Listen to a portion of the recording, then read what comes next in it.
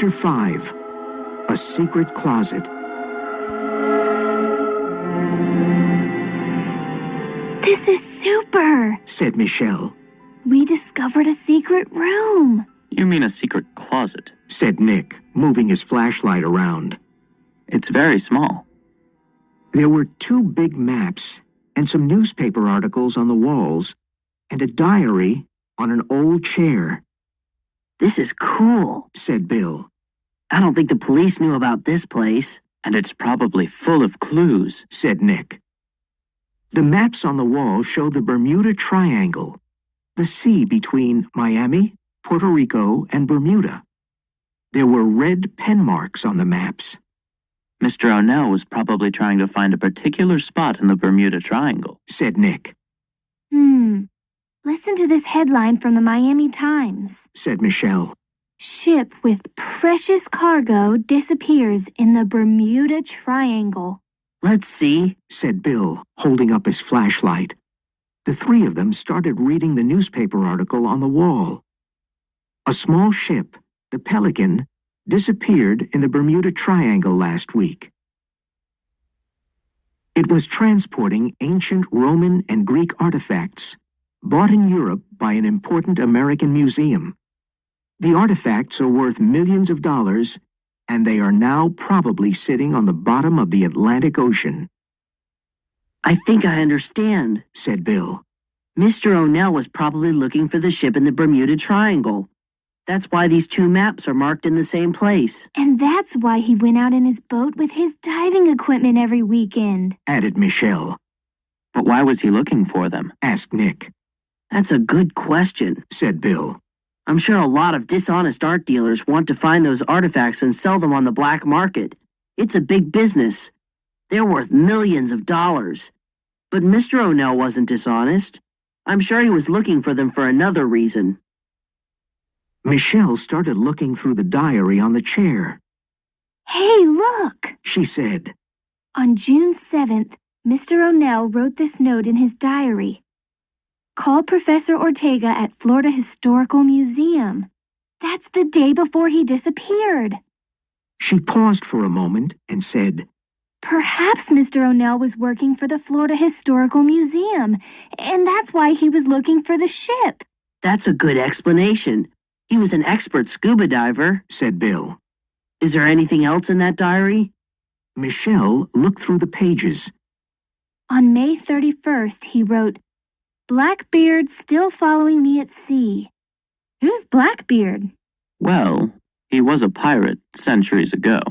I don't think it's him, said Nick. But Blackbeard could be the name of a boat. The boat that was following him. Perhaps the people on that boat were looking for the artifacts too. Let's go to the port and see if the Blackbeard is there, said Bill. All right, said Nick.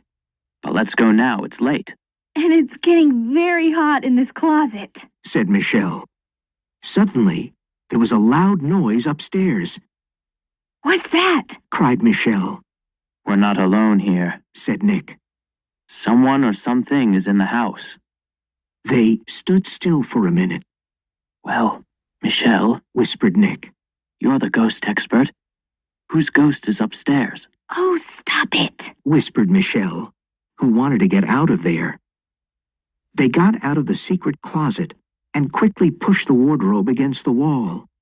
They went upstairs silently and climbed out of the small kitchen window, followed by Rover.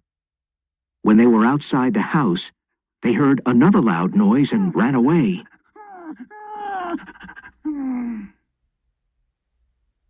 That math test was impossible, said Nick, walking out of Mr. Branson's class angrily. I think he makes math hard for us, said Bill.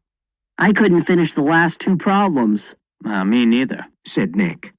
I studied until late last night, but it didn't help. Even Maria Lopez, who's a math genius, didn't finish the last problem.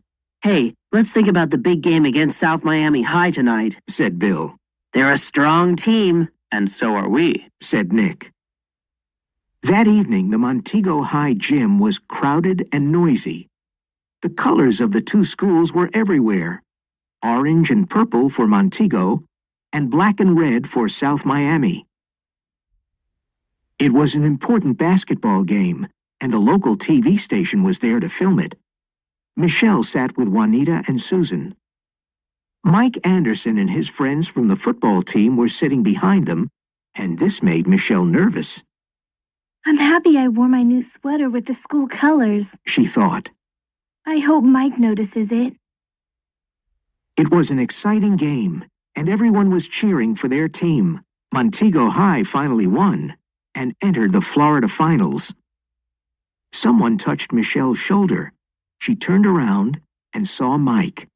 Hi, Michelle, Said Mike. Your brother played a great game. Oh, thanks, Mike. I'll tell him. Said Michelle, who was happy because Mike talked to her.